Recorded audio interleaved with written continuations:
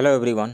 Video के इस series में मैं अलग अलग इंस्टीट्यूट जैसे आस्था आईएएस, दृष्टि आईएएस, परफेक्शन आईएएस, इम्तिहान और एडिटोरिया के टेस्ट सीरीज़ से साइंस और मैथ के इंग्लिश मीडियम के क्वेश्चंस को डिस्कस करने जा रहा हूं।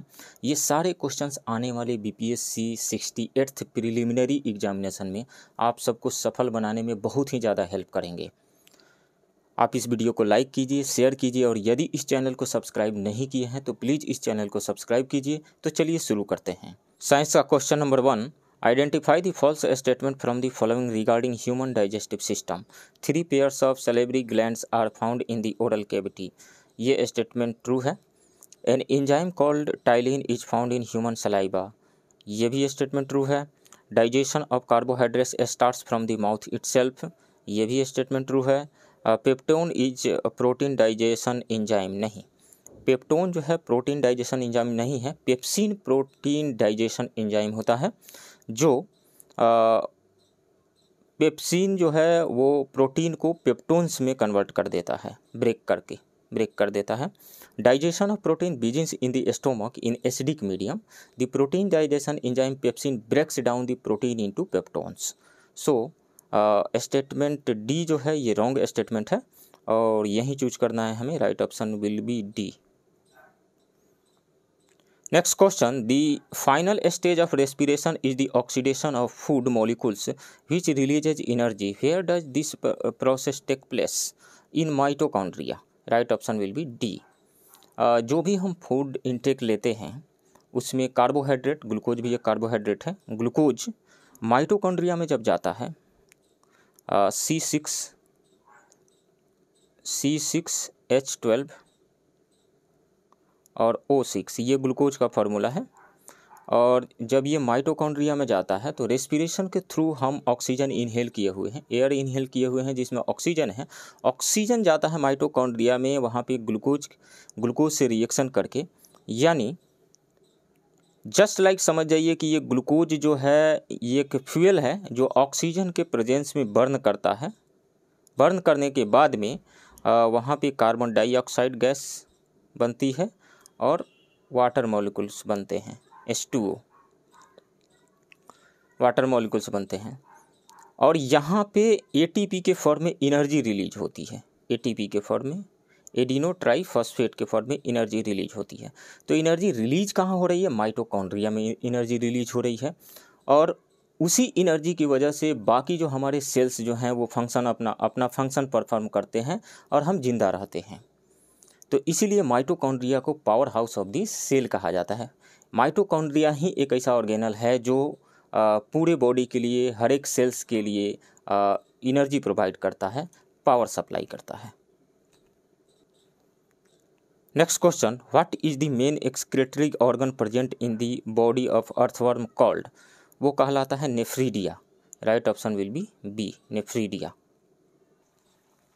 Next question, which of the following is not correctly matched? Inheritance of acquired traits के प्रिंसिपल को लैमार्क ने दिया था, ये ट्रू स्टेटमेंट है। म्यूटेशनिज्म के कंसेप्ट को ह्यूगो डी वेराइज ने दिया था, ये सही है, ये स्टेटमेंट ट्रू है। हेरेडिटी रिलेटेड है ग्रेगर जॉन मेंडल से, ये भी स्टेटमेंट ट्रू है। क्रोमोजोम्स जो है, क्रोमोजोम्स का नोमेनक्लेचर सेमर वेंजर ने नहीं किया था, W वोल्टेयर ने किया था। W Voltaire, WOLTAIRE, W Voltaire ने किया था। सो ये डी स्टेटमेंट रॉन्ग है। So right option will be D. Next question, the balance of calcium and phosphate in the human body is controlled by which gland? Parathyroid gland. Right option will be C. The development of bones and muscles is controlled by the pituitary gland and sugar, fat and protein metabolism is controlled by the thyroid gland. Next question, identify the false statement from the following. In color blindness, the patient is unable to recognize the red and green colors. Yes, ये statement true है। Colour blindness जो है एक genetic disorder है colour blindness जो है, कोई भी मदर, एक मदर, सभी नहीं, एक मदर अपने मैके से लेकर के आती है और अपने सन को ट्रांसफ़र कर देती है। ये एक जेनेटिक डिसऑर्डर है। नेक्स्ट जो है, the upper lip of a person affected by Patau syndrome is cut from the middle. Yes, ये भी स्टेटमेंट ट्रू है। Diplopia is a disease related to the nose. No, diplopia एक ऐसा disease है जो आइस से रिलेटेड है। इसमें होता क्या है, हमारे आइस के सिलियरी मसल्स जो होती है, जिसकी वजह से हमारे आई का एकोमोडेशन कैपेबिलिटी मेंटेन रहता है। एकोमोडेशन, जैसे दूर की चीज़ें देखना है तो हम पूरी आंखें खोल करके देखते हैं, पास की चीज़ें देखना है तो कम आंखें खोलते हैं। ये कम आंखें खोलना और ज़्यादा आंखें खोलना किसकी वजह से होता है? सिलियरी मसल्स की वजह से होता है। तो सिलियरी मसल्स जब पैरालाइज्ड हो जाती है, उसी को कहा जाता है diplopia. Schizophrenia is a mental disease. Yes, ये स्टेटमेंट ट्रू है। सो इसमें से फॉल्स स्टेटमेंट कौन सा है? सी है। Right option will be C. Next question, identify that group of plants which are called amphibians of plant kingdom and helps in preventing soil erosion. वो है bryophyta. Right option will be B. Next question, which of the following is not an example of plant hormone. Gibberellins, ये plant hormone है। फ्लोरिजेंस, ये भी plant hormone है। Cytokinin, ये भी plant hormone है। लेकिन जेंथोमोनास सिट्री जो है एक बैक्टीरिया है। Xanthomonas citri is a bacteria. It originated in China. Due to this a disease called citrus canker occurs in lemon plants and fruits. So right option will be C, not an example of plant hormone, Xanthomonas citri. Next question, by which process do plants take in carbon dioxide from the atmosphere during photosynthesis? Through diffusion. Right option will be A. ये diffusion क्या होता है? किसी भी matter का high concentration से flow करके low concentration की ओर चले जाना डिफ्यूजन कहलाता है। फॉर एग्जांपल, मान लीजिए आपके रूम में आप फोटो लगाए हुए हैं किसी देवी देवता का और पूजा कर रहे हैं, अगरबत्ती जला रहे हैं। तो अगरबत्ती एक कोने में जला करके रखे हुए हैं, लेकिन उसका स्मेल जो है, उसकी खुशबू दूसरे कोने में भी पहुंच जाती है। कैसे पहुंच जाती है? हाई कंसंट्रेशन से फ्लो करके लो कंसंट्रेशन की ओर चली जाती है। यही है diffusion. Next question, where is the national environmental engineering research institute located? National institute of environmental engineering is located in Nagpur. Right option will be B. Indian council of forest research and education is located in Dehradun. G.V. Pant Himalayan Environment and Development Institute is located in Almora. The Botanical Survey of India is located in Kolkata. Next question, the number of neutrons in which of the following element is 2? Tritium तो होगा निश्चित रूप से। Hydrogen के 3 isotopes होते हैं, H11, H21, H31। H11 ये है प्रोटियम, ड्यूटेरियम एंड ट्राइटियम। तो प्रोटियम में कोई भी न्यूट्रॉन नहीं होता है, प्रोटियम में कोई न्यूट्रॉन नहीं होता है। इनफैक्ट हाइड्रोजन ही एक ऐसा एलिमेंट है जिसमें कोई भी न्यूट्रॉन नहीं होता है। इसका जो सेकंड आइसोटोप है ड्यूटेरियम, इसमें 1 न्यूट्रॉन होता है, और थर्ड जो है ट्राइटियम, इसमें 2 न्यूट्रॉन्स होते हैं।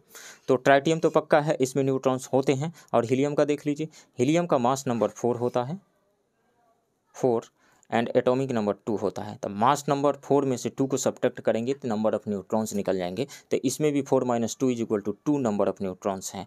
तो हीलियम एंड ट्राइटियम दोनों जो है, दोनों के न्यूक्लियस के अंदर 2 न्यूट्रॉन्स हैं। So right option will be E, more than 1। Next question, biodiesel is obtained from which plants?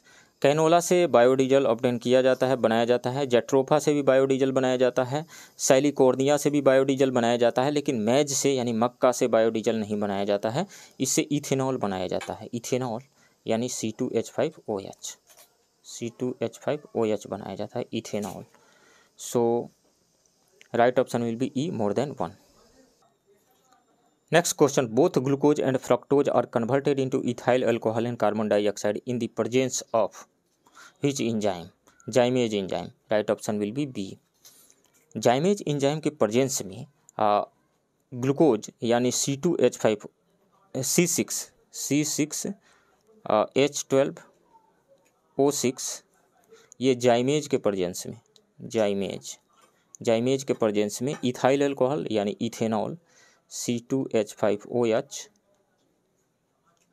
And carbon dioxide में बदल जाता है, यानी इसका फर्मेंटेशन हो जाता है CO2। बैलेंस यदि हम करेंगे तो यहाँ पे 2 आ जाएगा और यहाँ पर भी 2 आ जाएगा। तो मतलब C6H12O6 जाइमेज एंजाइम के प्रेजेंस में कन्वर्ट हो गया किस में, 2C2H5OH प्लस 2CO2 में। Next question, what do radio active substances emit. तो रेडियो एक्टिव सब्सटेंसेस जो है अल्फा पार्टिकल को भी इमिट करते हैं।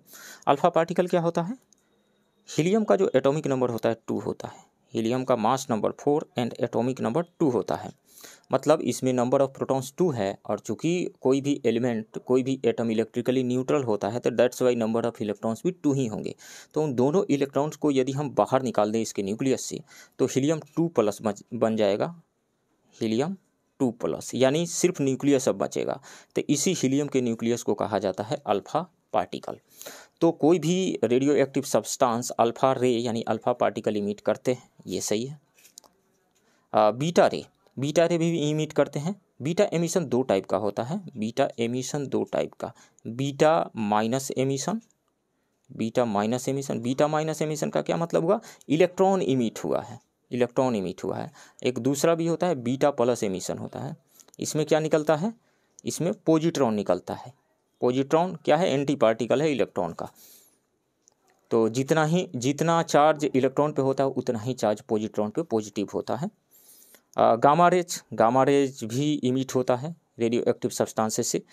जैसे मान लीजिए कोई न्यूक्लियस है, ये अल्फा या बीटा पार्टिकल इमिट किया और एक्साइटेड स्टेट में रहा, ये एक्साइटेड स्टेट में रहा। तो चूंकि एक्साइटेड स्टेट जो है वो अनस्टेबल स्टेट है, उसकी एनर्जी हाई होती है, तो फिर ये ग्राउंड स्टेट में जंप करके आएगा। तो जो ग्राउंड स्टेट में जंप करके आएगा तो एनर्जी इमिट करके जंप करके आएगा। ये जो excited state and ground state के बीच में जो एनर्जी का डिफरेंस है, वहीं एनर्जी इमिट होती है गामा रेज फोटॉन्स के फॉर्म में, गामा रेज के फॉर्म में इमिट होती है। तो गामा रेज का भी इमिशन होता है रेडियो एक्टिव सब्सटेंसेस से। फोटोन का एमिशन नहीं होता है। फोटोन क्या है, लाइट के पार्टिकल्स को फोटोन कहा जाता है, तो हम इसको अलग रख सकते हैं। So right option will be E, more than 1। Next question, the volume of a fixed amount of gas at constant temperature is inversely proportional to its pressure, which rule is this. ये rule जो है Boyle's law है। Boyle's law क्या कहता है कि if temperature is constant then volume is inversely proportional to pressure 1/P, inversely proportional to pressure, और P is inversely proportional to volume, P proportional to 1/V, V is proportional to 1/P, या फिर P is proportional to 1/V। इन दोनों को यदि हम combine कर देते हैं तो P is equal to K/V, या हम इसे कह सकते हैं PV is equal to constant. तो ये है Boyle's law, PV is equal to constant. इसका क्या मतलब हुआ, PV is equal to constant. यदि हम किसी भी गैस के प्रेशर को इंक्रीज करते हैं तो वॉल्यूम डिक्रीज होगा। मान लीजिए एक कंटेनर है जिसमें गैस भरी हुई है, यहाँ पे एक पिस्टन लगा हुआ है, गैस भरी हुई है, यहाँ पिस्टन लगा हुआ है, इसमें गैसेस भरी, गैस के मॉलिक्यूल्स हैं यहाँ पे। यदि आप पिस्टन को नीचे की ओर फोर्स करके नीचे की ओर दबाते हैं, फोर्स अप्लाई करके नीचे की ओर दबाते हैं, नीचे की ओर प्रेस करने का क्या मतलब हुआ कि प्रेशर हमने इंक्रीज कर दिया। तो जब प्रेशर इंक्रीज करेंगे, पिस्टन यहाँ आ गया, तो पहले इस गैसेस के लिए जो ऑक्युपाइड वॉल्यूम था वो ज़्यादा था, अब क्या हो जाएगा, ऑक्युपाइड वॉल्यूम डिक्रीज हो जाएगा। तो प्रेशर जब हमने इंक्रीज किया तो वॉल्यूम डिक्रीज हो गया। सिमिलरली जब पिस्टन को हम ऊपर की ओर उठाएंगे तो स्पेस वॉल्यूम जो है इंक्रीज हो जाएगा और पूरे वॉल्यूम को गैस के मॉलिक्यूल्स ऑक्युपाई कर लेंगे। तो जब प्रेशर को डिक्रीज करते हैं तो वॉल्यूम इंक्रीज हो रहा है, प्रेशर को इंक्रीज कर रहे हैं तो वॉल्यूम डिक्रीज हो रहा है। इन्वर्स रिलेशन है। ये किसका लॉ है, ये बॉयल का लॉ है। सेकंड जो है चार्ल्स लॉ। चार्ल्स लॉ क्या कहता है कि मान लीजिए कि प्रेशर को हम कांस्टेंट कर देते हैं। If P is constant, pressure is constant, तो ये लॉ कहता है कि V is directly proportional to, V will be directly proportional to temperature. That means volume of gas directly proportional होगा एब्सोल्यूट टेम्परेचर के व्हेन P इज कांस्टेंट। यदि आप मान लीजिए V को कांस्टेंट कर देते हैं, V को कांस्टेंट कर देते हैं तो P डायरेक्टली प्रोपोर्शनल होगा टेम्परेचर के। P डायरेक्टली प्रोपोर्शनल मतलब टेम्परेचर इंक्रीज होगा तो वॉल्यूम इंक्रीज होगा, टेम्परेचर इंक्रीज होगा तो प्रेशर इंक्रीज होगा। ये है चार्ल्स लॉ। एवोगाड्रो लॉ क्या कहता है? एवोगाड्रो लॉ कहता है कि टेम्परेचर को यदि कांस्टेंट कर दें, प्रेशर को कांस्टेंट कर दें, टेम्परेचर कांस्टेंट कर दें, प्रेशर कांस्टेंट कर दें तो equal volume of all gases will contain equal number of molecules. मतलब ये रहा, मान लीजिए कि मैं यहाँ पे हाइड्रोजन ले रहा हूँ, ऑक्सीजन ले रहा हूँ, H2, O2, नाइट्रोजन, हीलियम ले लीजिए, 3-4 टाइप के गैसेस ले लीजिए। इन सब का मान लीजिए कि हम टेम्परेचर ले लेते हैं, रूम टेम्परेचर मान लीजिए 25 डिग्री सेल्सियस, टेम्परेचर हम फिक्स्ड कर दिए 25 डिग्री सेल्सियस। सबका हाइड्रोजन भी 25 डिग्री सेल्सियस पे, ऑक्सीजन भी 25 डिग्री सेल्सियस पे, नाइट्रोजन भी 25 डिग्री सेल्सियस पे एंड हीलियम भी 25 डिग्री सेल्सियस पे। सेकंड चीज़ क्या है कि प्रेशर हम कांस्टेंट कर देते हैं। मान लीजिए प्रेशर हम 2 एटमॉस्फेयर रख देते हैं, 2 ATM रख देते हैं, 2 ATM रख देते हैं सबका प्रेशर।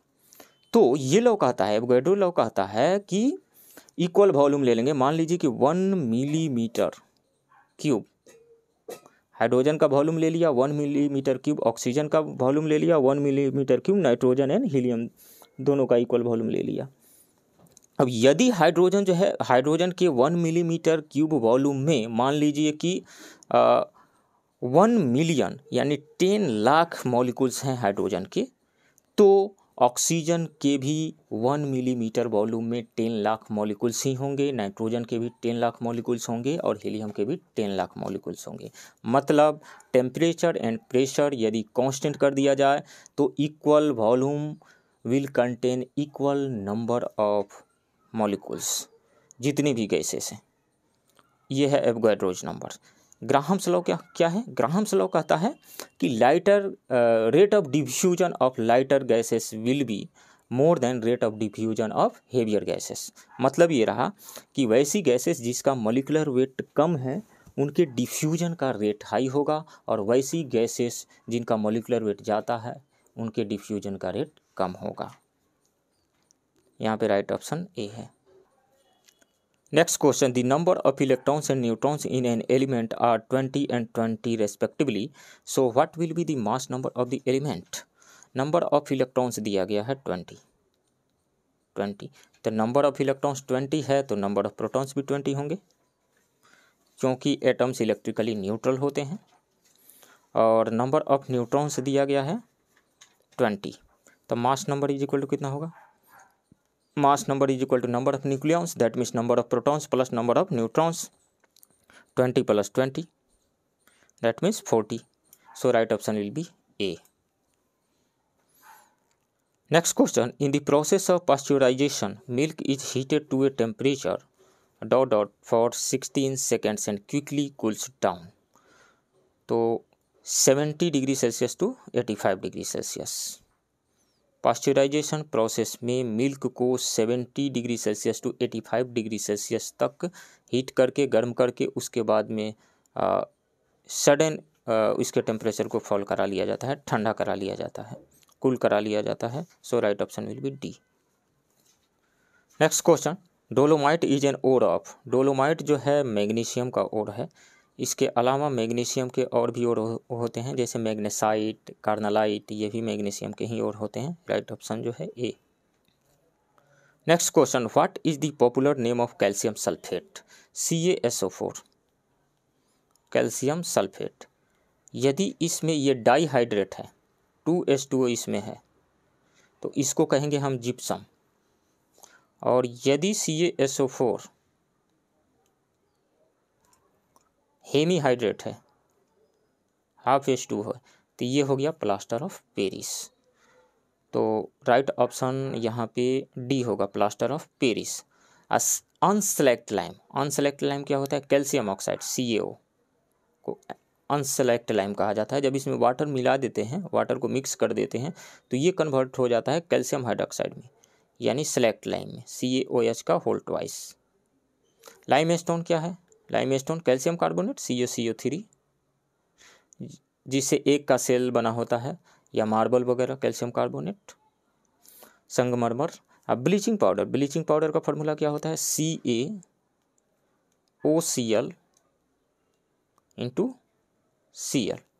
ये क्लीनिंग एजेंट है bleaching powder, CaOCl into Cl। इसमें क्लोरीन होता है।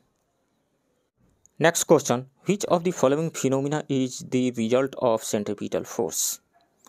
तो सेंट्रीपिटल फोर्स क्या होता है, सबसे पहले ये जानिए, और क्यों इसकी ज़रूरत है। किसी भी पार्टिकल को सर्कुलर पाथ पे मूव कराने के लिए हमेशा सेंटर की ओर लगने वाला एक फोर्स की रिक्वायरमेंट होती है, उसी को सेंट्रीपिटल फोर्स कहा जाता है। सपोज कीजिए कोई एक पार्टिकल जो है इस सर्कुलर पाथ पे मूव कर रहा है, तो हर एक पॉइंट पे इस पे एक फोर्स एक्ट कर रहा है सेंटर की ओर, हर एक पॉइंट पे सेंटर की ओर, और यही है सेंट्रीपिटल फोर्स। यदि इस पार्टिकल पर, इस ऑब्जेक्ट पे सेंट्रीपिटल फोर्स एक्ट नहीं करता तो ये सर्कुलर पाथ पे मूव नहीं कर पाता। किसी भी पार्टिकल को सर्कुलर पाथ पे मूव करने के लिए सेंट्रीपिटल फोर्स की ज़रूरत है, और सेंट्रीपिटल फोर्स वो ग्रेविटेशनल फोर्स प्रोवाइड कर सकता है, स्ट्रिंग का टेंशन प्रोवाइड कर सकता है, या कोई अदर चीज़ प्रोवाइड कर सकता है, ग्रेविटेशनल अट्रैक्शन या फिर कूलम्बिक अट्रैक्शन प्रोवाइड कर सकता है। अलग अलग एग्जाम्पल्स में हम देखते हैं। फर्स्ट स्टेटमेंट इसमें कह रहा है, फर्स्ट ऑप्शन कह रहा है अर्थ रिवॉल्यूशन अराउंड द सन। बिल्कुल, सपोज कीजिए यहाँ सेंटर पे सन है, अर्थ उसके अराउंड रिवॉल्व कर रही है, तो क्यों रिवॉल्व कर पा रही है? ये अर्थ एंड सन के बीच में जो फोर्स ऑफ अट्रैक्शन यानी ग्रेविटेशनल फोर्स एक्ट कर रहा है, वही सेंट्रीपिटल फोर्स यहाँ पे प्रोवाइड कर पा रहा है। दैट्स वाई अर्थ जो है रिवॉल्व कर पा रही है अराउंड सन। तो ये जो ऑप्शन है ये करेक्ट है, right option. The revolution of electron around the nucleus के अराउंड जो रिवॉल्व कर रहा है, इलेक्ट्रॉन रिवॉल्व करते रहता है, वो भी सेंट्रीपिटल फोर्स की वजह से ही रिवॉल्व कर पाता है। सपोज कीजिए एक न्यूक्लियस है जिसमें नंबर ऑफ प्रोटॉन्स Z हैं, तो चार्ज क्या हो जाएगा इस पे? पॉजिटिव, Ze पॉजिटिव चार्ज हो जाएगा, और इसके अलग अलग ऑर्बिट्स में इलेक्ट्रॉन रिवॉल्व कर रहा है। कौन से ऑर्बिट में इलेक्ट्रॉन रिवॉल्व करेगा? बोर्स पोस्टुलेट्स के अकॉर्डिंग उसी ऑर्बिट में रिवॉल्व करता है जिसमें कि इलेक्ट्रॉन का एंगुलर मोमेंटम h/2π का इंटीग्रल मल्टीपल होता है। सभी ऑर्बिट में ये रिवॉल्व नहीं करता है। तो रिवॉल्व क्यों कर पा रहा है? इलेक्ट्रॉन पे नेगेटिव चार्ज है। कितना नेगेटिव चार्ज है? 1 इलेक्ट्रॉनिक चार्ज, मतलब 1.6 × 10⁻⁹ कूलम नेगेटिव चार्ज है इलेक्ट्रॉन पे। और न्यूक्लियस के अंदर प्रोटॉन्स हैं जिस पे पॉजिटिव चार्ज है। Negative charge and positive charge के बीच में जो Coulombic force of attraction act कर रहा है, वही सेंट्रीपिटल फोर्स यहाँ पे प्रोवाइड कर पा रहा है इलेक्ट्रॉन को। दैट्स वाई इलेक्ट्रॉन यहाँ पे रिवॉल्व कर पा रहा है। सो बी जो स्टेटमेंट है, बी ऑप्शन, ये भी सही है। Leaning towards the centre when turning at an intersection by a cycler और मोटरसाइकिलिस्ट। बिल्कुल, सपोज कीजिए आप साइकिल से जा रहे हैं, स्कूटी से जा रहे हैं, मोटरसाइकिल से जा रहे हैं, या 4 व्हीलर से जा रहे हैं। कोई सर्कुलर टर्निंग आता है, सर्कुलर टर्निंग पे जब आप टर्न करते हैं, तो सर्कुलर टर्निंग पे जब टर्न कर रहे होते हैं तो आप एक्सपीरियंस करते हैं, तो सर्कुलर टर्निंग के अपोजिट डायरेक्शन में आप पर एक फोर्स एक्ट करने लगता है, एक्ट कर रहा है, उसको सेंट्रीफ्यूगल फोर्स कहा जाता है। जब ऑब्जर्वर खुद एक्सेलरेटेड मोशन में रहता है तो वो एक फोर्स एक्सेलरेशन के अपोजिट डायरेक्शन में एक्सपीरियंस करता है जिसको स्यूडो फोर्स कहा जाता है। तो सेंटर के अपोजिट डायरेक्शन में एक्ट करने वाला जो फोर्स है वो है सेंट्रीफ्यूगल फोर्स, और सेंटर के टुवर्ड्स जो फोर्स एक्ट करता है वो है सेंट्रीपिटल फोर्स। तो सर्कुलर टर्निंग पे कोई भी व्हीकल जब टर्न करता है तो टर्न इसीलिए कर पाता है क्योंकि वो फ्रिक्शन हो या बैंकिंग ऑफ रोड हो, उसको सेंट्रीपिटल फोर्स प्रोवाइड कर दे रहा है। सेंट्रीपिटल फोर्स प्रोवाइड नहीं करता, जैसे स्पीड बढ़ा दे तो स्पीड बढ़ा देगा तो सेंट्रीपिटल फोर्स प्रोवाइड नहीं हो पाएगा। दैट्स वाई जो सेंट्रीपिटल फोर्स की जो ज़रूरत है वो फुलफिल नहीं हो पाएगा और वो व्हीकल जो है पलट जाएगी। तो सेंट्रीपिटल फोर्स जब तक प्रोवाइड होगा तभी तक वो सर्कुलर टर्निंग पे टर्न कर पाएगा। तो सी में जो दिया गया है स्टेटमेंट वो सही है। A piece of stone is tied with a rope and tossed around. बिल्कुल, सपोज कीजिए आप एक स्टोन को एक स्ट्रिंग में बांध करके आप वर्टिकल सर्किल में घुमा रहे हैं। स्ट्रिंग है तो ही वो वर्टिकल सर्किल में रिवॉल्व कर पा रहा है, घूम रहा है वर्टिकल सर्किल में। और यहाँ पे सेंट्रीपिटल फोर्स कहाँ से आ रहा है? स्ट्रिंग में जो टेंशन डेवलप हुआ है वो टेंशन वहीं सेंट्रीपिटल फोर्स प्रोवाइड कर रहा है, जिसकी वजह से स्टोन वर्टिकल सर्किल में रिवॉल्व कर पा रहा है। तो डी भी सही है। So right option will be E, all of the above. Next question, manometer is used for measuring atmospheric pressure. Atmospheric pressure को मेजर करने के लिए बैरोमीटर का यूज किया जाता है। तो ये स्टेटमेंट जो है रॉन्ग है। Measuring the humidity of the air, humidity को मेजर करने के लिए हाइग्रोमीटर का यूज किया जाता है, hygrometer. Measuring the wind speed, wind speed को मेजर करने के लिए एनीमोमीटर का यूज किया जाता है, एनीमोमीटर। हाँ, measuring the pressure of the gas, gas के प्रेशर को मेजर करने के लिए मैनोमीटर का यूज किया जाता है। मैनोमीटर क्या है? ये यू शेप का एक ट्यूब होता है, एक डिवाइस होता है। सपोज कीजिए कि एक सिलेंडर है, इसमें गैस भरी हुई है और हमने क्या किया, मैनोमीटर का यहाँ यूज किया, क्लोज्ड है, मैनोमीटर का यूज कर लिया। ये यू शेप का इस तरीके से ये डिवाइस है, यू शेप का डिवाइस है और इसमें गैस भरी हुई है। हमें यहाँ का प्रेशर मेजर करना है, यहाँ का प्रेशर मेजर करना है। तो हम क्या करते हैं कि इसमें लिक्विड भर देते हैं। ये जो पाइप है, यू शेप का जो पाइप यहाँ दिख रहा है, जिसको मैनोमीटर कहा जाता है, इसमें लिक्विड फिल कर देते हैं और यहाँ का प्रेशर मान लीजिए कि P0 है और यहाँ का प्रेशर हमें मेजर करना है। यहाँ का पास्कल लॉ क्या कहता है? सेम लेवल पे प्रेशर इक्वल होंगे। तो जो प्रेशर यहाँ का राइट आर्म का होगा वहीं लेफ्ट आर्म का होगा और उतना ही प्रेशर यहाँ पे होगा, गैस के पास होगा वहीं पे। तो यहाँ का प्रेशर मेजर करने के लिए H हाइट नीचे है मान लीजिए, तो P is equal to P0 plus rho ji h, P0 plus rho ji h हम कर देते हैं। रो क्या है? डेंसिटी ऑफ द लिक्विड जो इसमें फिल की गई है लिक्विड। तो rho ji H, P is equal to P0 plus rho ji H के हेल्प से यहाँ का प्रेशर मेजर कर लेंगे, ऑटोमेटिकली यहाँ का प्रेशर मेजर हो गया, फिर गैस का प्रेशर मेजर हो गया। तो मैनोमीटर का यूज करते हुए हम किसी सिलेंडर में जो गैस है उसका प्रेशर कितना है ये मेजर कर सकते हैं। Next question, on which of the following concept broadcasting is best. Broadcasting तो नहीं कहेंगे हम, एक्सपेंडिंग वर्ल्ड इज बेस्ट। यहाँ पर कर लीजिए एक्सपेंडिंग वर्ल्ड, एक्सपेंडिंग वर्ल्ड और एक्सपेंडिंग यूनिवर्स इज बेस्ट। मतलब ये रहा कि यूनिवर्स एक्सपेंड कर रहा है, हम उसको किस इफेक्ट से, किस प्रिंसिपल से हम समझ सकते हैं? कौन सा प्रिंसिपल है जो बताता है कि यूनिवर्स एक्सपेंड कर रहा है? बिग बैंग थ्योरी के अकॉर्डिंग भी हम जानते हैं कि यूनिवर्स कंटिन्यूअसली एक्सपेंड कर रहा है। तो कौन सा इसमें से कौन सा इफेक्ट है जिसके बेसिस पे हम कह सकते हैं कि यूनिवर्स एक्सपेंड कर रहा है? तो वो है Doppler effect. Right option will be A. समझते हैं ये डॉपलर इफेक्ट क्या होता है। Doppler effect sound and light दोनों ही के केसेस में देखने को मिलता है। साउंड के केस में यदि हम समझें कि यदि सोर्स ऑफ साउंड और लिसनर के बीच में रिलेटिव मोशन आ जाए, रिलेटिव मोशन का मतलब समझ रहे होंगे आप लोग। रिलेटिव मोशन का मतलब होता है कि listener and source of sound एक दूसरे की ओर आएँ या एक दूसरे से अवे जाएं, या फिर कोई एक रेस्ट में हो, दूसरा टुवार्ड्स मूव करे या अवे मूव करे, उसको हम रिलेटिव मोशन कहेंगे। तो जब source of sound and listener के बीच में रिलेटिव मोशन आ जाता है तो लिसनर जो साउंड की फ्रीक्वेंसी सुनता है वो ट्रू फ्रीक्वेंसी से कुछ अलग होती है। जब रिलेटिव मोशन टुवर्ड्स हो जाता है तो फ्रीक्वेंसी इंक्रीज की हुई प्रतीत होती है, इंक्रीज हुई लगती है, और जब अवे होता है रिलेटिव मोशन तो फ्रीक्वेंसी डिक्रीज हुई लगती है, फ्रीक्वेंसी कम लगती है। ये है डॉपलर इफेक्ट। अब लाइट के केस में भी सेम चीज़ वही होता है। सपोज कीजिए कि ये सोर्स ऑफ लाइट है और ये ऑब्जर्वर है, ये ऑब्जर्वर है। तो यदि सोर्स ऑफ लाइट जो है ऑब्जर्वर के टुवर्ड्स मूव करे, ऑब्जर्वर जो है सोर्स ऑफ लाइट के टुवर्ड्स मूव करेगा, तो जो ऑब्जर्वर के पास जो लाइट की फ्रीक्वेंसी आ रही है वो इंक्रीज्ड हुई लगेगी, और यदि अवे मूव करेगा सोर्स लाइट के सोर्स से ऑब्जर्वर तो फ्रीक्वेंसी डिक्रीज हुई लगेगी।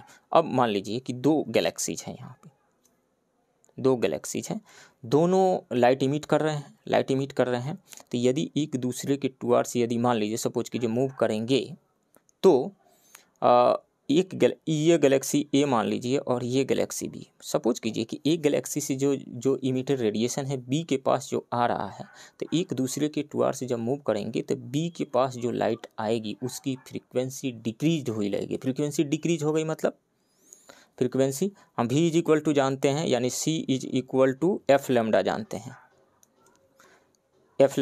हैं, मतलब इन्वर्स रिलेशन है फ्रीक्वेंसी एंड वेवलेंथ में। तो यदि फ्रीक्वेंसी इंक्रीज हुई है तो मतलब वेवलेंथ डिक्रीज हुआ है, और यदि ये एक दूसरे से अवे मूव करना शुरू कर दें तो फ्रीक्वेंसी डिक्रीज हो जाएगी, मतलब वेवलेंथ इंक्रीज हो जाएगा। अब देखिए दो चीज़ें देखिए यहाँ पे, लाइट में जो विजिबल कलर्स होते हैं उसमें रेड कलर का वेवलेंथ सबसे हाई होता है और वायलेट कलर का कम होता है, उसमें ब्लू का भी रेड से कम ही होगा।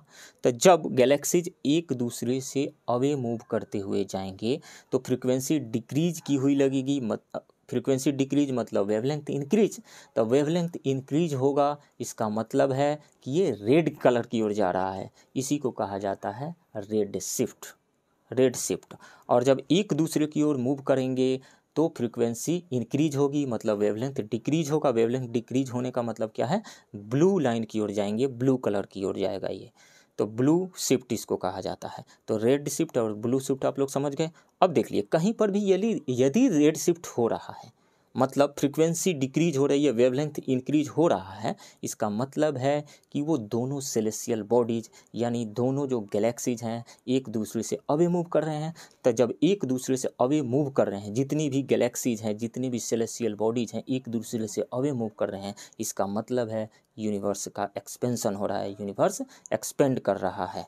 ठीक है, यूनिवर्स एक्सपेंड कर रहा है। तो इस चीज़ को हम किस फिनोमिनन से, किस इफेक्ट से समझ सकते हैं, डॉपलर इफेक्ट से समझ कर रहे हैं। That's why right option will be A. Next question, which rays are used in CT scan. X-rays का यूज किया जाता है। एक्सरे को किसने डिस्कवर किया था, WC रोंटगेन ने डिस्कवर किया था। Right option will be D. Next question, a 100 watt electric bulb was lighted for 10 hours, then what will be the cost of electricity at the rate of 12 rupees per unit। तो देखिए electricity के bill को क्या चीज़ में major किया जाता है, क्या चीज़ में आता है उसमें। यदि मीटर को आप ध्यान से देखें, तो उस पर लिखा होता है किलो वाट आवर। तो 1 किलो वाट आवर को 1 यूनिट इलेक्ट्रिसिटी कहा जाता है। 1 unit electricity is equal to 1 kilowatt hour. एक बात और जान जाइए, यदि किलो वाट रहता या किलो वाट रहता तो वो पावर का यूनिट होता, इसमें आवर से मल्टीप्लाइड है तो ये जो है किलो वाट आवर एनर्जी का यूनिट है। तो 1 kilowatt hour is equal to 1 unit. अब देखिए ये कह रहा है कि 10 वाट बल्ब है तो 10 वाट, इसको किलो वाट में चेंज करने के लिए 1000 से हम मल्टीप्लाई करेंगे, 1000 से डिवाइड करेंगे, और 10 आवर्स ये जल रहा है, 10 आवर 10 से मल्टीप्लाई करेंगे तो 1000 ऊपर आ गया, 1000 नीचे कट करके 1 आ गया, मतलब इलेक्ट्रिसिटी जो है 1 यूनिट है। तो 1 यूनिट का 12 रुपीज़ लग रहा है, तो बिजली बिल कितना आएगा, 12 rupees. Right option will be B. और एक बात और है, 1 किलो वाट आवर कितने जूल के इक्वल होता है, 1 kilowatt hour is equal to 3.6 into 10⁶ joule के इक्वल होता है। कहाँ दिया हुआ है, 9th क्लास के जो वर्क पावर एनर्जी वाला चैप्टर है वहाँ भी दिया हुआ है, साथ ही 11th क्लास के बुक में भी दिया गया है फिजिक्स में। Next question, which of the following is not a fuel. तो यूरेनियम को फ्यूल के रूप में हम यूज कर सकते हैं, होता है। थोरियम का भी यूज होता है न्यूक्लियर रिएक्टर्स में, रेडियम का भी यूज हो सकता है। ये तीनों जो है रेडियो एक्टिव सब्सटेंस है, रेडियो एक्टिव एलिमेंट है, तो इनका यूज फ्यूल के रूप में हो सकता है। लेकिन हीलियम के बारे में ज़रा सा सोचिए। देखिए यदि हम न्यूक्लियर यूज को छोड़ दें, न्यूक्लियर रिएक्टर में यूज को छोड़ दें, तो बाहर यदि किसी भी फ्यूल को बर्न करते हैं, जैसे कोयले को हम जलाते हैं, लकड़ी को जलाते हैं, कोल को जलाते हैं, कोल मतलब कार्बन को हम बर्न करते हैं, किसके प्रेजेंस में बर्निंग होती है, ऑक्सीजन के प्रेजेंस में बर्निंग हो रही है, तो यहाँ से क्या बन जाता है, कार्बन डाइऑक्साइड, और यहाँ से हीट रिलीज होती है। हीट मतलब ये एक एक्सोथर्मिक रिएक्शन है, हीट रिलीज होती है यहाँ से, और उससे हम वाटर बॉयल करते हैं या और जगहों पे हम यूज करते हैं। वहाँ पे। तो मतलब ये रहा कि कार्बन ऑक्सीजन से रिएक्शन कर रहा है, देन वहाँ से हीट प्रोड्यूस हो रहा है, तब बर्निंग हो रही है, तब कंबसन हो रहा है।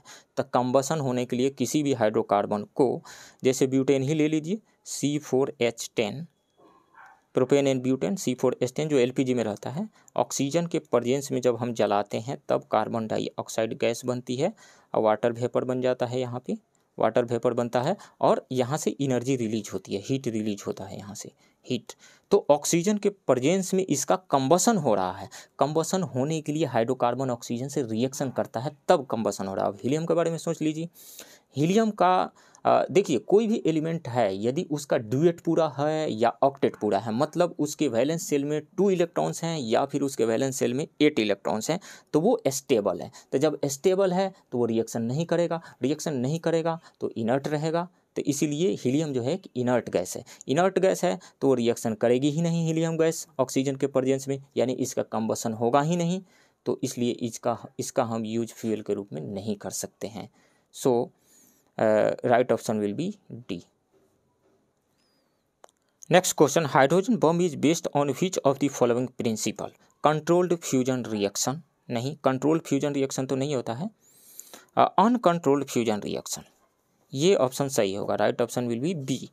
मैं एक्सप्लेन कर रहा हूँ इसको। Controlled fission reaction, controlled fission reaction कहाँ होता है? न्यूक्लियर रिएक्टर्स में होते हैं। एंड अनकंट्रोल्ड फिशन रिएक्शन कहाँ होता है? न्यूक्लियर बम में। हिरोशिमा एंड नागासाकी पे जो गिराया गया था न्यूक्लियर बम यूएस के द्वारा 1945 में, फैटमैन एंड लिटिल बॉय नाम का जो न्यूक्लियर बम गिराया गया था, उसमें अनकंट्रोल्ड चेन रिएक्शन हुआ था। तो ये तो नहीं होगा, बी यहाँ से राइट ऑप्शन होगा।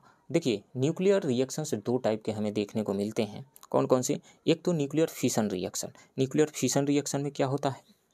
न्यूक्लियर फिशन रिएक्शन में सपोज कीजिए कि एक बहुत बड़ा न्यूक्लियस है, हम यूरेनियम 235 ले सकते हैं, 235 ले सकते हैं। इस पर जब स्लो न्यूट्रॉन का अटैक कराया जाता है, स्लो मूविंग न्यूट्रॉन का अटैक कराया जाता है, तो यूरेनियम 235 2 स्मॉलर न्यूक्लियाई में टूट जाता है। बेरियम एंड क्रिप्टन में टूट जाता है, Ba and Kr, barium and krypton में टूट जाता है। और यहाँ से एवरेज जो है 2.5, एवरेज कहते हैं तो 2.5 से 3 न्यूट्रॉन्स यहाँ से निकलते हैं, 3 न्यूट्रॉन्स। अब देखिए, 3 न्यूट्रॉन्स निकलते हैं तो ये अदर 3 न्यूक्लियस पे अटैक कर सकते हैं, न्यूक्लियाई पे अटैक कर सकते हैं। फिर वहाँ से 3 निकलेंगे तो 9 न्यूट्रॉन्स निकलेंगे और वो फिर 9 न्यूक्लियस पे अटैक करेंगे। तो इस तरीक़े से ये जो रिएक्शन है अनकंट्रोल्ड चेन रिएक्शन बनते चला जाएगा। तो अब इसको कंट्रोल में लाने के लिए हम क्या करेंगे? कैडमियम या बोरान का रॉड का यूज करेंगे। इन दोनों न्यूट्रॉन को एब्जर्व करवा लेंगे और एक न्यूट्रॉन को यहाँ से रिलीज करेंगे। एक न्यूट्रॉन रिलीज होगा तो किसी एक न्यूक्लियस पे अटैक करेगा, एक न्यूक्लियस पे अटैक करेगा, वहाँ से जो 3 न्यूट्रॉन्स निकलेंगे वो 2 न्यूट्रॉन को एब्जर्व करवा लेंगे, एक न्यूट्रॉन को रिलीज करेंगे, वो एक न्यूक्लियस पे अटैक करेगा। इस तरीक़े से ये रिएक्शन जो है कंट्रोल चेन रिएक्शन बन जाएगा, जो न्यूक्लियर रिएक्टर में ऐसा ही किया जाता है। अब दूसरी बात यह है, एनर्जी कहाँ से रिलीज हो जाती है? तो यदि आप बेरियम एंड क्रिप्टन दोनों के मास को ऐड करेंगे तो आप पाएंगे कि यूरेनियम 235 के मास से कम ही आ रहा है।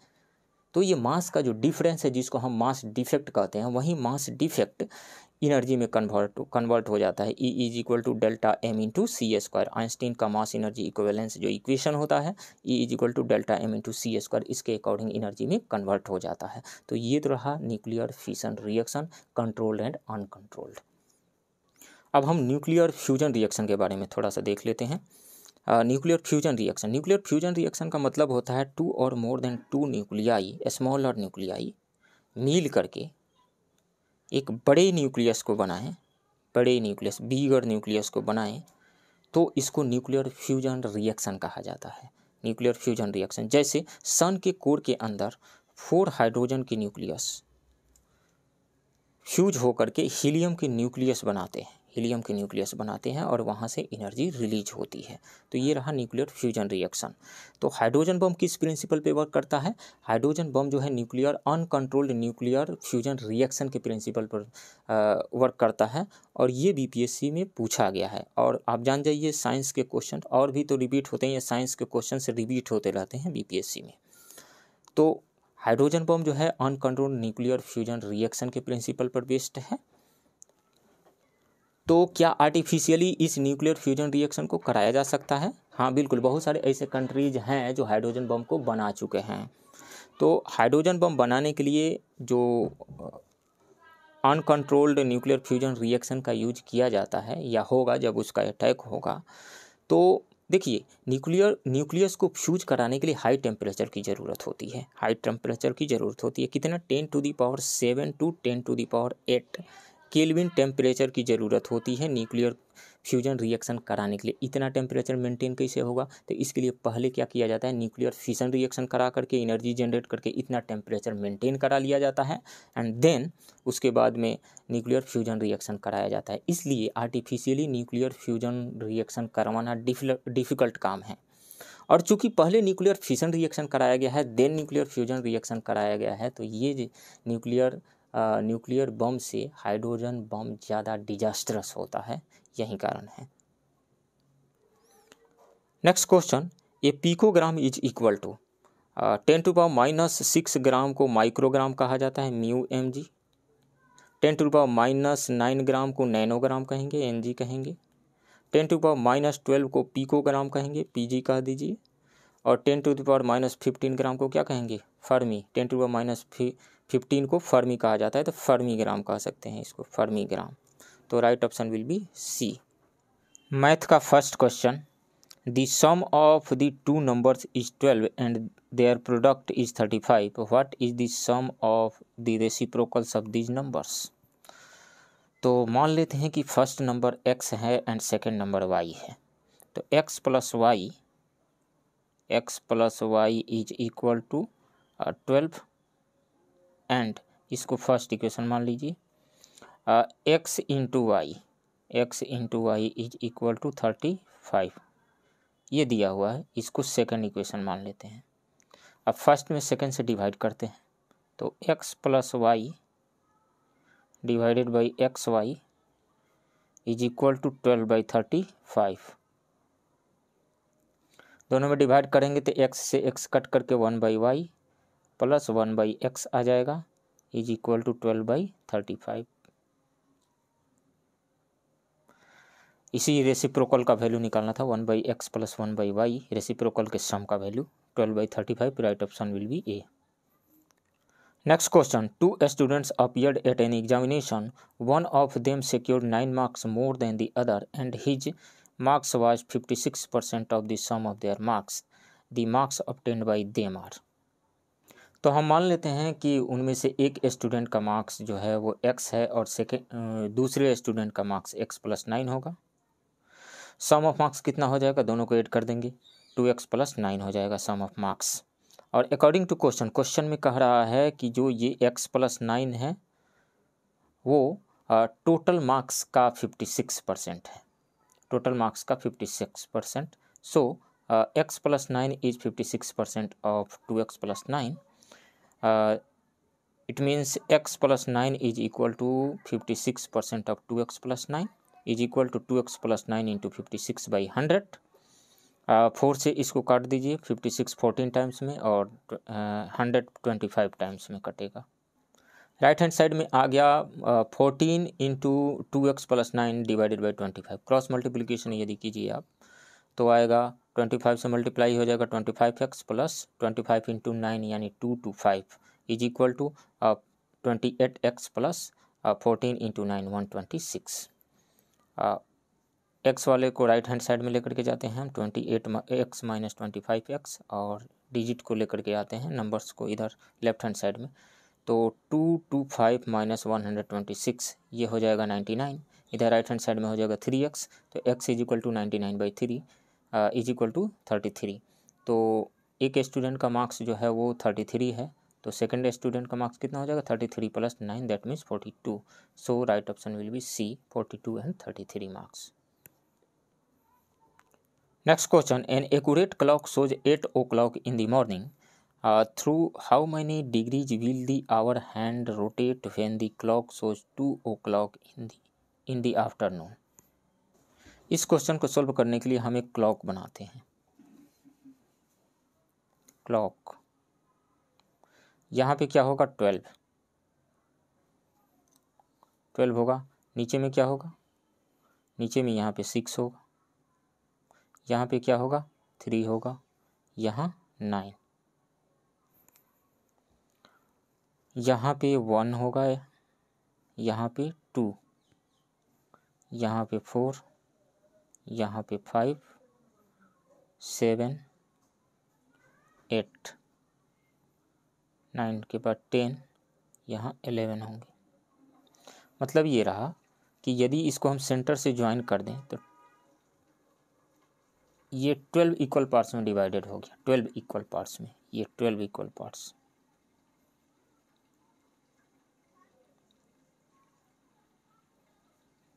तो ईच एंगल कितने का हो जाएगा 360/12 करेंगे, 360/12 दैट मीन्स 30 डिग्री का।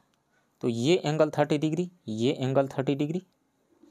तो 2 और 3 के बीच में कितना एंगल है 30 डिग्री, 3 और 4 के बीच 30 डिग्री, 4 और 5 के बीच 30 डिग्री, 5 और 6 के बीच 30 डिग्री, 6 7 के बीच में 30 डिग्री एंड 7 और 8 के बीच में 30 डिग्री। तो कितने 30 डिग्री आ रहे हैं 1 30 डिग्री, 2 3 4 5 6 टाइम्स 30 डिग्री आ रहा है।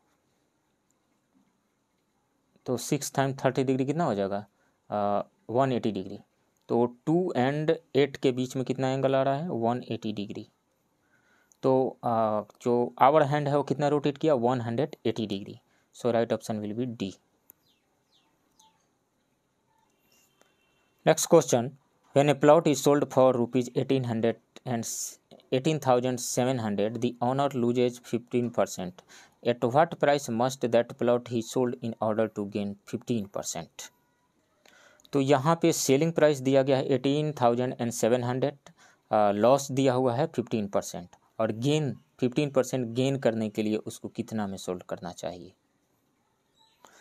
तो सेलिंग प्राइस दिया हुआ है 18,700, loss percentage 15%। So cost price is equal to selling price into 100/100 minus loss percent. तो 18,700 इंटू 100 डिवाइडेड बाई 100 माइनस 15। तो 18,700 इंटू 100/85, 17 से काट देते हैं। ये 85 जो है 5 टाइम्स में कटेगा और ये 1100 टाइम्स में कटेगा 18,700। उसके बाद में फिर 5 से काटते हैं इसको 11,000 को 220 टाइम्स में कटेगा। तो 220 एंड 100 ऊपर में मल्टीप्लिकेशन में, तो कितना हो जाएगा ये 22,000 हो जाएगा। तो मतलब ये रहा कि न्यू जो सेलिंग प्राइस जो कॉस्ट प्राइस है वो हो गया 22,000। अब न्यू सेलिंग प्राइस निकालने के लिए क्या करेंगे, कह रहा है कि 15% गेन करना है उसको 15%। तो न्यू सेलिंग प्राइस जो हो जाएगा cost price plus 15% of cost price. तो 22,000 प्लस 15% ऑफ 22,000। तो 15% ऑफ 22,000 निकालेंगे तो 2 0 से 2 0 कट जाएगा, ऊपर में हो जाएगा 15 में और 220 में मल्टीप्लाई करेंगे तो आ जाएगा 3300 यानी 3,300। तो दोनों को ऐड करेंगे तो 25,300 आएगा new cost price, new selling price. और ऑप्शन कौन सा हो जाएगा C. Next question, the average weight of A B and C is 45 kg. If the average weight of A and B is 40 kg and that of B and C is 43 kg, then the weight of B is. तो average weight of A B and C दिया हुआ है 45 kg, मतलब A plus B plus C by 3 is equal to 45 है। तो A plus B plus C कितना हो जाएगा 45 में 3 से मल्टीप्लाई करेंगे तो कितना हो जाएगा 135 हो जाएगा 135। इसके बाद में A plus B 40 kg, average of A and B दिया हुआ है 40। तो ए प्लस बी कितना हो जाएगा वहाँ से A plus B is equal to 80। इसको इक्वेशन 1 मान लीजिए, इसको इक्वेशन 2 मान लीजिए, ठीक है। अब यहाँ से यदि हम सब्ट्रैक्ट करें इन दोनों इक्वेशन को तो ए से ए कट जाएगा, बी से बी कट जाएगा, सी बचेगा। तो सी इज इक्वल टू 135 में से 80 को घटाएंगे तो 55 kg आएगा, मतलब सी का वेट जो है वो 55 kg है।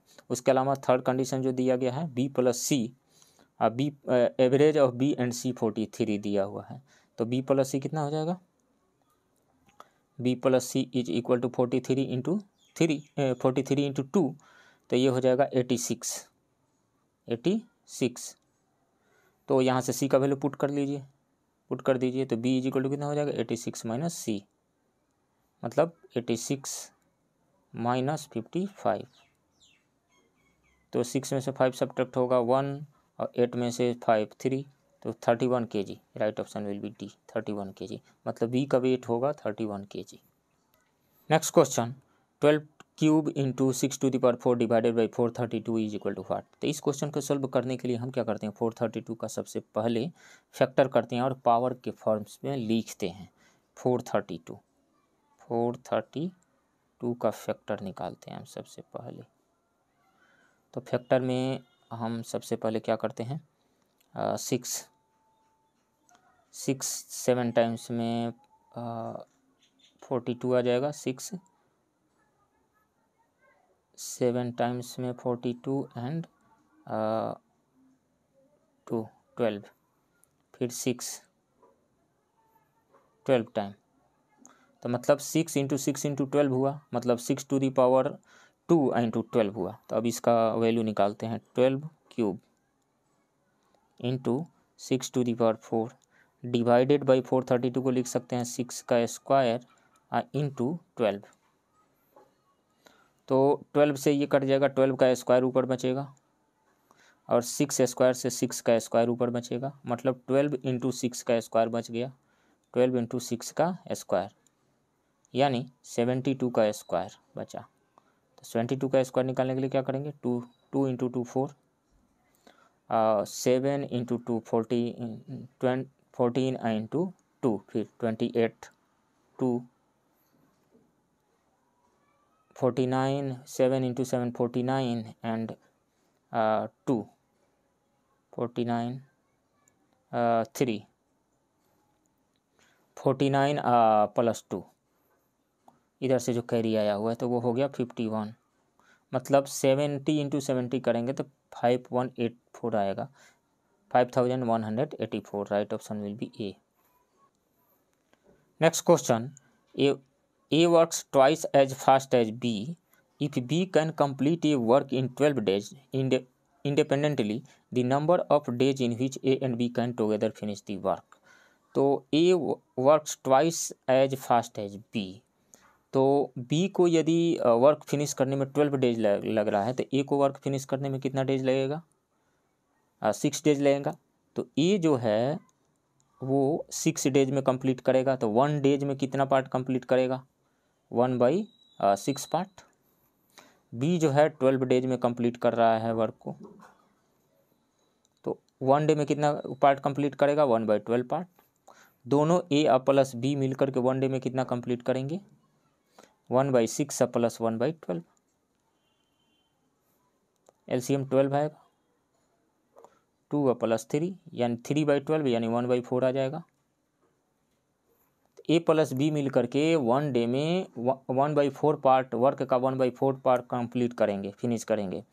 तो पूरे पार्ट को यानी पूरे वर्क को फिनिश करने में, कंप्लीट करने में कितना टाइम लगेगा, जस्ट ये पलट देंगे इसको, तो 4 days. So right option will be A. Next question, the compound interest on a certain sum for 2 years at 10% per annum is 525। Compound interest दिया हुआ है 525 2 years एंड 10% रेट से। The simple interest on the same sum for the double the time and the half rate. तो सबसे पहले हम निकालते हैं प्रिंसिपल कितना होगा। तो हम जानते हैं compound interest is equal to होता है CI, compound interest is equal to होता है P into 1 plus R/100 to the power n यानी टाइम माइनस फिर P। तो यहाँ से यदि आप P को कॉमन ले लें, तो यहाँ बचेगा 1 plus R/100 to the power n minus 1 हो जाएगा। अब इन सारे वैल्यूज़ को हम पुट करेंगे तो कंपाउंड इंटरेस्ट का वैल्यू दिया हुआ है 525 is equal to P into 1 plus R का value 10/100 to the power 2 minus फिर 1 करेंगे, ये P बाहर है, बड़ा ब्रैकेट दे देते हैं। तो 1 प्लस ये 10 कट जाएगा 10 टाइम्स में, 1 प्लस 1/10 आया, मतलब 11/10 आएगा, उसका स्क्वायर है तो 121/100 आएगा। अब -1 करना है तो 121/100 -1 करेंगे तो 121 - 100/100 आएगा, मतलब 21/100 आएगा। यहाँ से 21/100 यानी P इंटू 21/100 आएगा। तो P इज इक्वल टू कितना हो जाएगा, 100 से मल्टीप्लाई हो जाएगा 525 और डिवाइडेड बाई 21 आ जाएगा। मतलब P का जो वैल्यू आएगा हमारे पास वो आएगा 525 इंटू 21/100। तो यहाँ से सॉरी 100 ऊपर रहेगा, 100 ऊपर रहेगा, 21 नीचे आएगा, 21 नीचे। तो 21 से ये 525 कट जाएगा 25 टाइम्स में, 25 टाइम्स में कट जाएगा। तो मतलब 25 एंड 100 आया, 2500 आ गया, क्या प्रिंसिपल आ गया, 2500 प्रिंसिपल आ गया। अब देखिए सिंपल इंटरेस्ट का क्या फार्मूला होता है, PTR/100। तो P हो गया 2500, टाइम कितना लेना है, टाइम लेना है डबल टाइम लेना है, यानी 4 ले लेना है। PTR कितना ले लेना है, हाफ ले लेना है, तो 10/2 यानी 5% लेना है। अब बाई 100 कर देना है यहाँ से, तो 100 से 100 कट गया तो कितना हो गया 45 इंटू 25, 45 इंटू 25 करेंगे तो ये आएगा 45 नहीं 5 इंटू 4 20 या 20 इंटू 25 करेंगे तो 500 आएगा, 500। मतलब सिंपल इंटरेस्ट जो होगा वो 500 होगा। Right option will be B. Next question, the least multiple of 7 which leaves a reminder of 4 when divided by 6, 9, 15 and 18 each. तो इस क्वेश्चन को सॉल्व करने के लिए हम क्या करते हैं, 6, 9, 15 एंड 18 का सबसे पहले LCM निकालते हैं। तो 6, 9, 15 एंड 18 का जो LCM होगा वो 90 होगा, क्योंकि LCM क्या होता है, लिस्ट नंबर जो इन चारों से डिविजिबल हो जाए, डिवाइड हो जाए, तो वो है 90। तो LCM आ गया 90। तो हम कह सकते हैं कि रिक्वायर्ड नंबर जो होगा, required number will be in the form of 90K plus 4, इस फॉर्म में, क्योंकि रिमाइंडर 4 बच रहा है तो 90K प्लस 4 के फॉर्म में होगा रिक्वायर्ड नंबर। अब K का वैल्यू 1 2 3 4 5 करके पुट करते जाते हैं और देखते हैं कि कौन जो है 7 से डिविजिबल है। तो यदि K का वैल्यू आप 1 पुट करते हैं तो 90 + 4 94 आएगा। कब, जब K इज इक्वल टू आप 1 पुट करेंगे तो, ठीक है। 7 से डिविजिबल नहीं है 94। 2 रखिए, 180 और प्लस 4 184 आएगा, 184 कब आया, K इज इक्वल टू 2 रखने पर। 184 भी डिविजिबल नहीं है 7 से। उसके बाद में K इज इक्वल टू 3 रखिए, K इज इक्वल टू 3 रखेंगे तो 9 इंटू 3 270 या प्लस 274 आएगा, 274, ये भी डिविजिबल नहीं है। तो K इज इक्वल टू 4 रखिए, K इज इक्वल टू 4 रखेंगे तो 360 और प्लस 4 364 आ जाएगा, 364। 7 से डिवाइड करके देख लीजिए, 7 इंटू 5 टाइम्स में करें 35 और 2, फिर ये डिविजिबल है, 7 से कम्प्लीटली डिविजिबल है, तो यही नंबर होगा 364। Right option will be D. Next question, 20, 24, 33, 49, 74, 110, इसके बाद कौन सा नंबर आएगा। तो 20 से 24 कैसे आया है, 20 में ऐड किया गया है 2 का स्क्वायर करके, यहाँ पे प्लस किया गया है 2 का स्क्वायर करके, 4 ऐड किया है 24 आया है। 24 में 3 का स्क्वायर किया गया है, 3 का स्क्वायर किया गया है, मतलब 9 ऐड किया गया है तो 33 आया है। 33 में फिर 4 का स्क्वायर किया गया है, मतलब 16 ऐड किया गया है तो 49 आया है। 49 में 5 का स्क्वायर करके ऐड किया गया 74 आया है। तो 74 में फिर 6 का स्क्वायर करके ऐड किया गया है तो आया है 110। तो 110 के बाद क्या करेंगे, 7 का स्क्वायर करके ऐड करेंगे ना, तो 7 मतलब 110 अब प्लस 7 का स्क्वायर 49, कितना आ जाएगा 951 159 आ जाएगा। सी ऑप्शन होगा सही। तो फ्रेंड्स ये रहा साइंस और मैथ के क्वेश्चन का डिस्कशन, इंग्लिश मीडियम के क्वेश्चन का डिस्कशन। आप बने रहिए इस चैनल के साथ, मिलते हैं किसी दूसरे वीडियो में, तब तक के लिए थैंक यू वेरी मच।